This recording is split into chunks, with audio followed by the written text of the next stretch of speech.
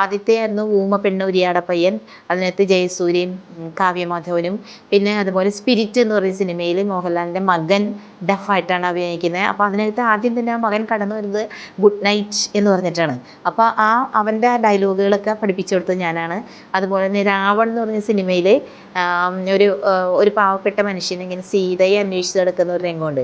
അതിൽ സീതേനെ കണ്ടോ എന്നൊക്കെ ചോദിക്കുമ്പോൾ ഈ പറയുന്ന ആൾ സംസാരിക്കാത്ത ആളായിട്ടാണ് അഭിനയിക്കുന്നത്. ഞാൻ കണ്ടില്ല എന്നൊക്കെ പറയുന്നത്. അപ്പോൾ ആ കുടിലിൽ വെച്ച് അയാൾ ഞാൻ സീതയെ കണ്ടിട്ടില്ല, എവിടെ പോയത് എനിക്ക് അങ്ങനെ ഒരു രംഗമുണ്ട്. അത് ഞാൻ പഠിപ്പിച്ചു കൊടുത്തത് ഞാനാണ്.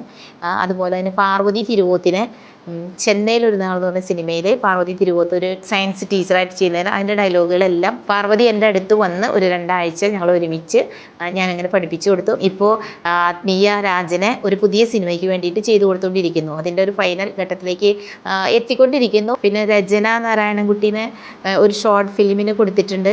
അങ്ങനെ കുറേ സിനിമകളിലും ഷോർട്ട് ഫിലിമുകളിലും ഒക്കെ ചെയ്യാനായിട്ട് പറ്റിയിട്ടുണ്ട്.